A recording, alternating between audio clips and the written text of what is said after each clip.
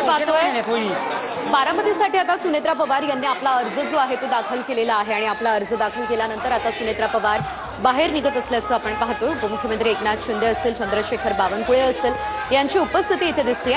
माध्यमांसोबत काय संवाद नेमका सुनेत्रा पवार साधतात, काय बोलतात हे बघणं अतिशय महत्त्वाचं असेल।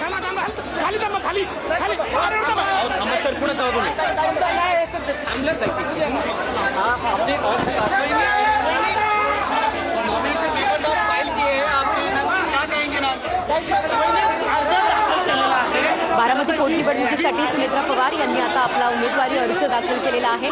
उमेदवारी अर्ज दाखल करण्याचा आजचा अखेरचा दिवस होता।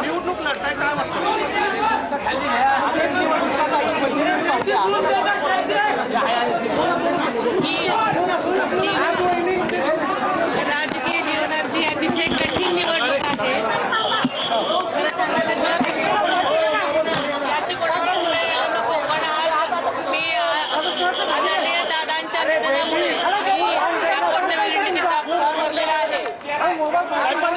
आपण बघितलं तर बारामतीकरांचा एक आधार तुम्ही या ठिकाणी होताय, काय भावना आहे तुमची? अजितदादांनंतर ही पहिली निवडणूक होती, बारामतीकरांचा आधार बनताय।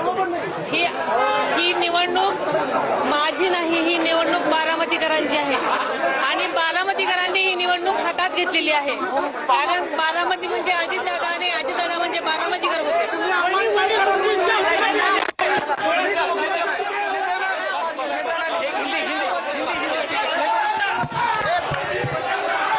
आपण पाहतोय बारामती पोटनिवडणुकीसाठी सुनेत्रा पवार यांनी आपला अर्ज जो आहे तो आता दाखल केलेला आहे आणि या दरम्यान माध्यमांशी संवाद साधत असताना देखील सुनेत्रा पवार या भावुक झाल्या असल्याचं पाहायला मिळालेलं आहे।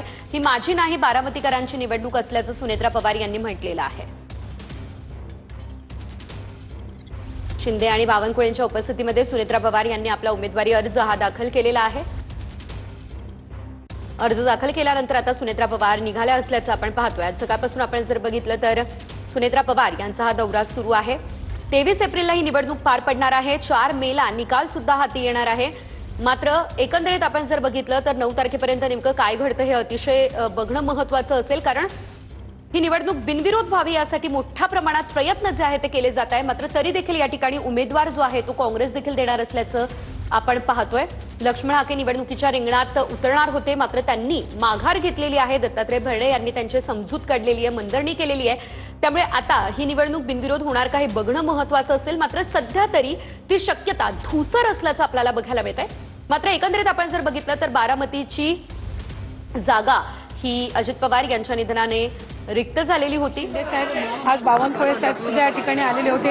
राष्ट्रवादी काँग्रेस पक्षाचे आमचे सर्व नेते आदरणीय प्रफुल्लबाई असतील, भुजबळ साहेब, तटकरे साहेब, दिलीप वळसे पाटील साहेब यांनी सुद्धा सर्व पक्षाच्या नेत्यांसोबत त्या ठिकाणी संपर्क केलेला आहे। कालही त्यांनी खारगे साहेबांसोबत संपर्क करण्याचा तटकरे साहेबांनी, प्रफुल्लबाईंनी सुद्धा प्रयत्न केला।